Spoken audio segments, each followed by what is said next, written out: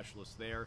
For the entire month of April, you guys didn't see me on TV because I was undergoing Airman Leadership School so I can promote to that E5 Staff Sergeant level. I'm excited about that. But of course, Military Heroes hits home for me. I was in the Army National Guard for 4 years. I've been in the Air National Guard for about 2 years. And of course, I know several service members who have deployed and who have lost their lives. So I think that during this Heroes time, it's very important to remember and honor the heroes who are currently serving and those who have fought and sacrificed their lives for our country. So this definitely means a lot to me, and I'm thankful that you guys tune in and you enjoy the stories that I share.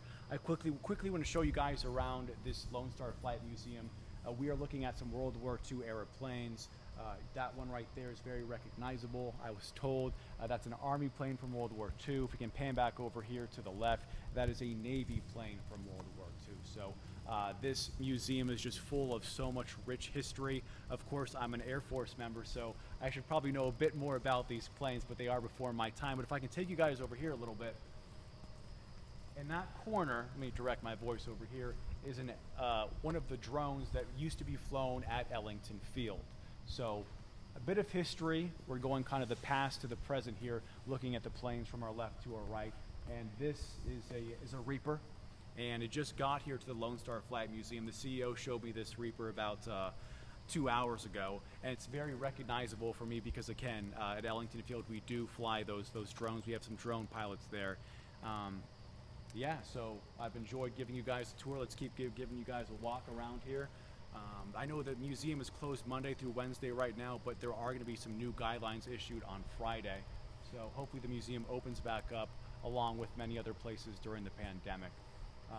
I'm being joined here by Howard Chen. Howard, do you have any additional questions for me as I walk backwards and hopefully don't trip? Well, no, I appreciate the shout out, man. Just like from your background and stuff, like how this day we're honoring military heroes, like how much does it hit home for you? Just like how much does this mean to you being someone in the military? So just like Veterans Day and Memorial Day, they're very different days, but it's just a day to kind of sit down and think about my friends that are currently serving, my friends that are currently putting themselves in danger. We work in the profession of arms. I work in public affairs. I'm not pulling any triggers for the most part, but we are all a part of that machine which really keeps America safe and safe at night so we can have that good sleep. Not a lot of countries have that type of protection. There's very terrible things going on, but in the United States, for the most part, we can sleep peacefully at night because of the service members that are fighting across the world for our freedom. So because I know people personally that are in that fight, I like to sit down and, essentially pray for them and think about what they're doing to keep me and hundreds of millions of other Americans safe. That's how I like to think of these types of days. Yeah, what inspired you to join the military, to join the Air Force? So I'm from California. Don't hold that against me, but there's not much of a National Guard presence in California.